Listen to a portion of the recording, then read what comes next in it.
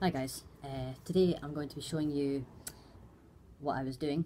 I was taking a video of me making a box for my wife, and a jewellery box, and it's out of spotted beech, and when I was doing the video, I stumbled into a problem. I got to an hour on the video. I was just doing it silently. I was just showing you how it was, how I was making it, and then I didn't realise it hit an hour, and I probably exceeded my time without knowing it wasn't recording anymore. So that was a bit of a problem. So I posted on Mere Mortals forum that I just rage quit and deleted the video, which was annoying. I could have shown you a little bit of it anyway. But here I am today. I'm going to show you exactly what I have done, and I'm going to show you a little bit of me making a wee box such as this. There's a wee drawer front that's going to go on here. It's a bit rustic, but I'm going to sand it all down to make it all smooth. And I'll just show you here. It's just coming out the clamps now, but there's the top part. Oh, stuck a bit. Here we are. The drawer fronts are just there. It's out of spotted beech. I got it from a wood shop in Perth. I'm next to Dundee in Scotland, and Perth's a really nice place, and I found this place. It's got amazing hardwoods, and they're really nice. Invermill, Brodie's Timber it's called. If you are in Scotland and you want to visit this place, it's called Brodie's Timber. It's in Inver, in Perth. Just heads up to them. They're really good, really nice guys. And so I got this bit of spotted beech. It's actually a massive bit underneath my bench. Here is a little, this is a size comparison, my hand. It's very small. I'm going to be putting little drawer pulls on the front. Get the little bits out. Here's the inside. I'm going to be cleaning it out. And the process today, I'm just going to be showing you exactly what I did. You can see what I did. So when I cut it in half, I got a matchbook effect, and so that's where these came into play. They looked a bit neater when they came apart, but after playing a bit, the spalted figuring it became a little bit less matchbook effect. So, but it's nice. It's a nice. It looks nice. So let's, without any further ado, let's get sanding this and then make the other one of these. And I'm going to tidy this up a little bit. Hopefully that fits in, and it does. I'll clean it up. Okay. But anyway, just stay tuned, and you'll see the process of me finishing these pieces. So I'm going to show you the process of me doing all this truing up and all that sort of stuff over the wood silently, just so you don't need to hear my voice the whole time. Okay, so I'm just going to pop you back in and I'll start.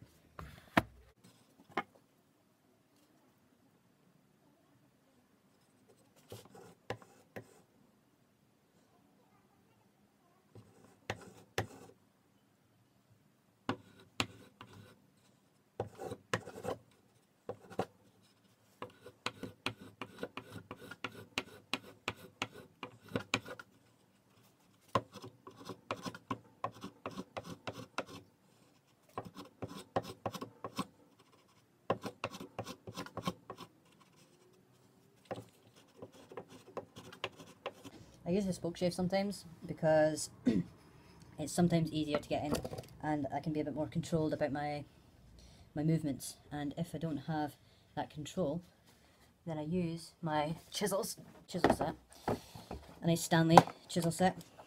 I don't know if you get Stanley in America, but or any other countries. You probably do.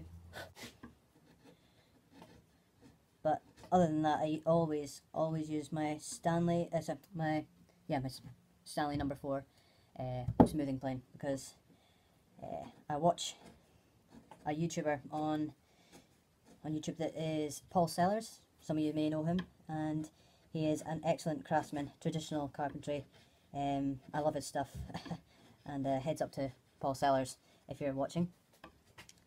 And so I'm inspired by his work in traditional carpentry methods, and he always says that a number 4 Stanley is the best, and that's all you need as if you want to start out woodworking. That's the only form of plane you need, and I stand by that. My block plane, this is my number 4, is top notch. It's the best plane I've ever found. And I do like my planes. The older the better. That's why I say. But be careful with this little box because it only has 1, 2, 3, 4, 5 sides, so it's a little bit weak. So I don't need to be careful. Don't take off a bit too much. But yeah, and again, I am learning still, and learn how to make things better. And us woodworkers are always learning, always learning, and that's what's great about woodwork, is that you're always learning about different methods, different ways of doing things, and we're always constantly looking to improve and make something better. This box is, I didn't have any plans for it. I didn't have specific drawings or anything. I just picked out a piece of wood, and this is what's great about this is what I like to do in woodworking, is I don't like to have to set myself boundaries that much. There's times when boundaries are important, but in day-to-day woodworking, if I want to do a project, I don't set myself boundaries really. Some of you may not like that, and if so, then you can leave a debate on YouTube or the forum on Steve Ramsey's Mere Mortals forum, stating what you guys think. Woodworking shouldn't be stressful, and it shouldn't take so much effort in thinking about specifics, and things have to be a certain dimension or whatever, because if you've got a bit of wood that's not to your first initial thought of size and all that sort of stuff, just make it a little bit smaller, just alter it a little bit, because life's too short to be worrying about small things like that. I'd probably go for quite rustic furniture and pieces and that sort of stuff, because it's easy, and and it still looks nice when it's finished, you know. It still looks, you know, the bee's knees, or, you know, whatever. It still looks really nice, and again, that's what I like about woodworking. It's, well, my form of woodworking, I suppose, and I'm sure a lot of you will agree with me, is that just make something nice and someone will appreciate it, and some people might not. But we don't care about those people, do we? Just so you see the back end of this. It's flat, and it kind of goes, you know. It looks like all one kind of piece of wood. If you're not, you know, if you had a glance at it, you think, oh, it's all one piece of wood. So it looks quite nice. I did a bit. This isn't like me normally, but I would have probably done something like dovetail joints or maybe finger joints. Maybe I don't have a rebate plane, but if I did, I would do a nice job of rebating this to make it look more intertwined, if you know what I mean. To make it a little bit nicer, but I was limited with the amount of wood I had, and so I had to make it a bit different from what I kind of wanted in my head, but that's fine. Yeah, that's not too bad. And that's 2 sides done. Do another side and smooth out all the edges and rough bits, and then we'll make the other box. I'll just show you that in a second.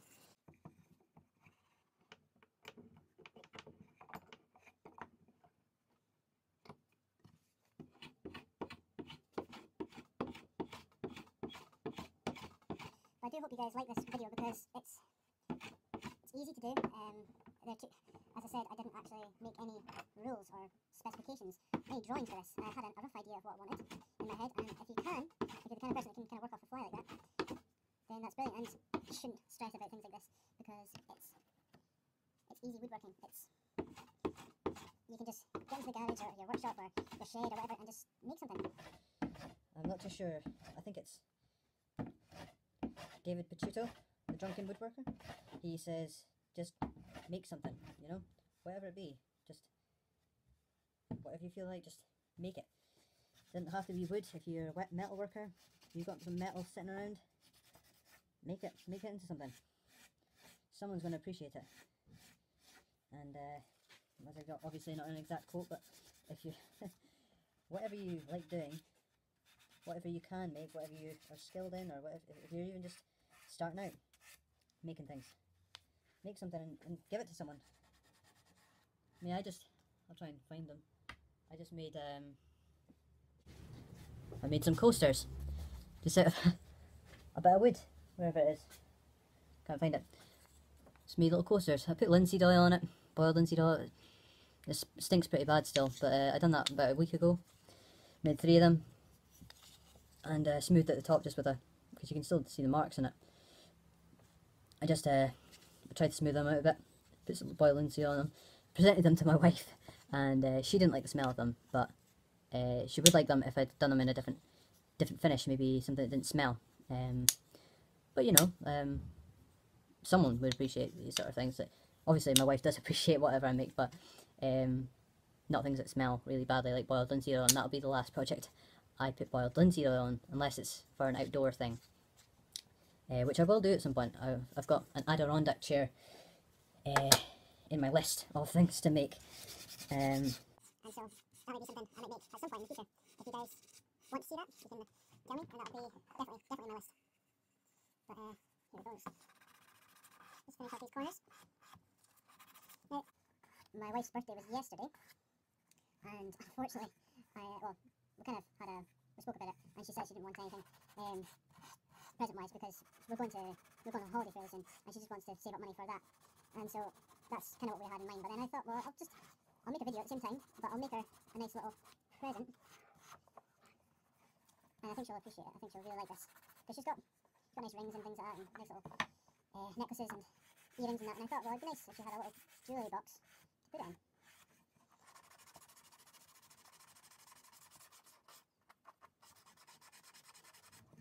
I'm not sure which finish I'm going to put on it, but I think I might just put a beeswax on it, a natural colour beeswax.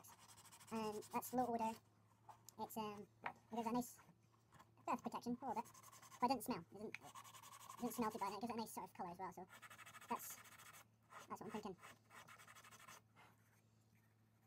I hope you guys are liking the content, even though I've only done a few videos.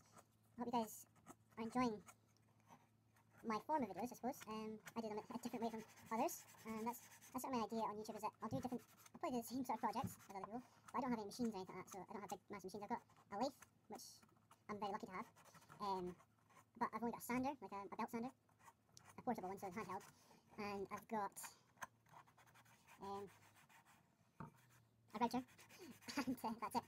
I don't actually have any big machines like a bandsaw or a table saw, so all of my stuff is going to be by hand, and that's a different way of doing things. And some people might be in the same position as I am, and they can get an idea of how to do things by hand if you don't know how to accomplish something like that. Okay, right.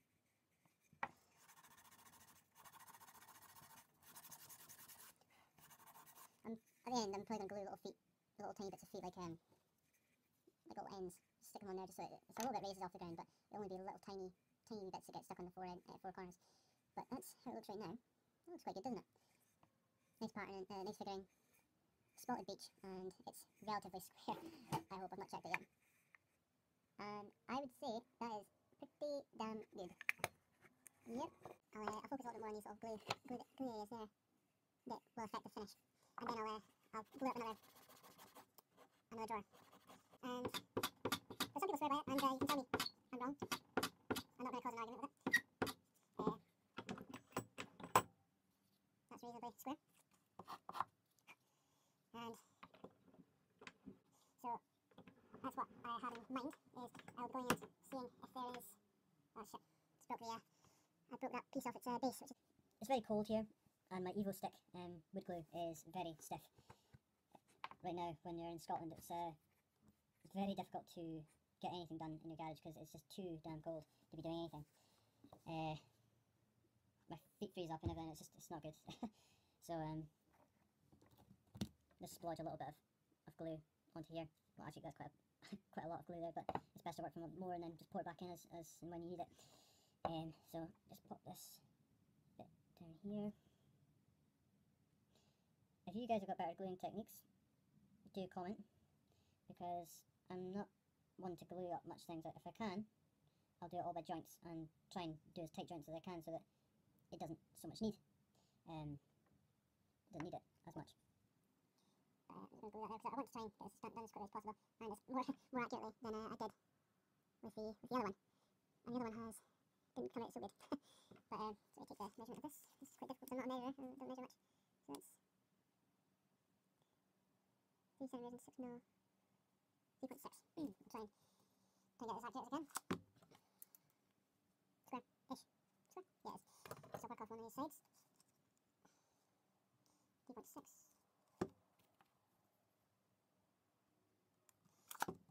This little piece, the back piece. You guys might prefer this sort of video where I'm just getting on with it rather than talking, so I'm going to be quiet more in my videos. If you do like the sound of my voice, tell me in the comments below. But I very much doubt you want to be seeing my face and doing this wasting time, so I'm just going to get on with it and see what you guys think. I actually prefer it because it makes me less nervous about having to speak about something right to the camera, so we'll see how this goes soon. Now, I'll show you my setup for this, see if you guys would do differently, because I like feedback, I like constructive criticism, and I like to see how other people would do things because it gives me ideas and shows me how much of a plonker I was thinking about it in a different sense, if you know what I mean. So, I'm going to show you what I did. Big spring clamp, and it throws it off a little bit, but if I can bring it back in before it sets, then I do that. That's fine, because that's pushed this bit back a little bit, which I kind of want. I don't want it to be over the line. When it is finished, I'm going to scrape all that inside glue off with my chisel. Probably a wee chisel so I don't gouge the whole side out. But I'm going to leave that for an hour and see if that, see if it's cured or not, because it's very cold here and glue doesn't tend to... It doesn't tend to do well in the cold too much, especially my Evo stick. I think it's this type bond stuff I have to try and get online, because a lot of people, Americans and all that sort of stuff, are saying that type bond's the best stuff. But you guys don't get Evo stick over there, so I suppose there's not any sort of comparison sort of thing. But I'll try Evo stick at some point. It might cost me a bit to get it imported over here, but hopefully I can do it at some point and give a review almost. I suppose you could probably try and get Evo stick over in America, maybe, if you want to do the same. But I'd say stick with type bond if you like that more. Okay, while that's gluing up, I will glue on I'll glue on this piece here. That's going to look quite nice, with a nice store front. I will do this and see what you guys think.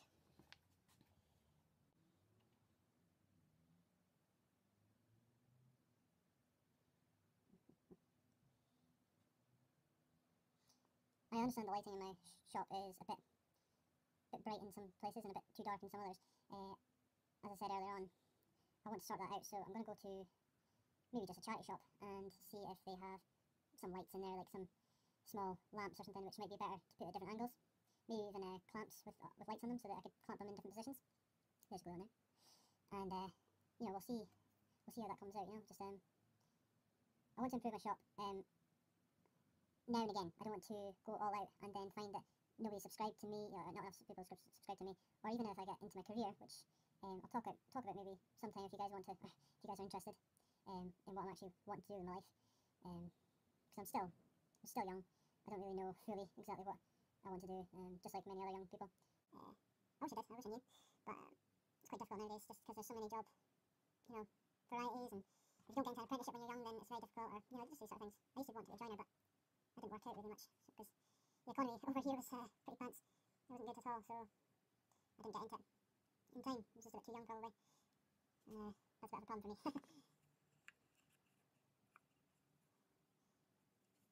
When this is done, right, because I did put the door front on there, if when this is done and it's not, like, if it doesn't sit flush, what I'll do is, I'll put a backing piece, just a little tiny strip of something over here, just so that when it goes back, it registers against the back piece, so it's completely flush. I'm going to put the glue back in the bottle, and that's coming up for, it's 50 minutes now, so I'm going to cut the video off, and in the next video I'm going to show you it finished, and I might show you me applying the beeswax. I only have just rags around, like painted on rags that have got paint splattered over them and all that sort of stuff. That's all I can really use, and some old t-shirts. So my application methods have yet to be improved, but I would like to focus on watching someone like the Wood Whisperer, because he has very his techniques are skilled, and he focuses on finish of his products, because obviously that's what makes things pop. You know, if you put an oil on it, it's going to pop. Same with beeswax. Sometimes I've had good results with beeswax, and sometimes I've had quite disappointing results. But we'll see, because I don't want to put an oil on it, and Bethany, my wife, my wife maybe doesn't like it or something like the smell of it. So because I found that no oil that I've used anyway, they always have a smell. and usually it's not a nice smell, so I'll show you in the next video what it looks like, and I'll actually show you me applying the beeswax. I think that'll be tomorrow because I'm off this week, so I'll post this video, okay? And we'll see you soon. Okay, bye now.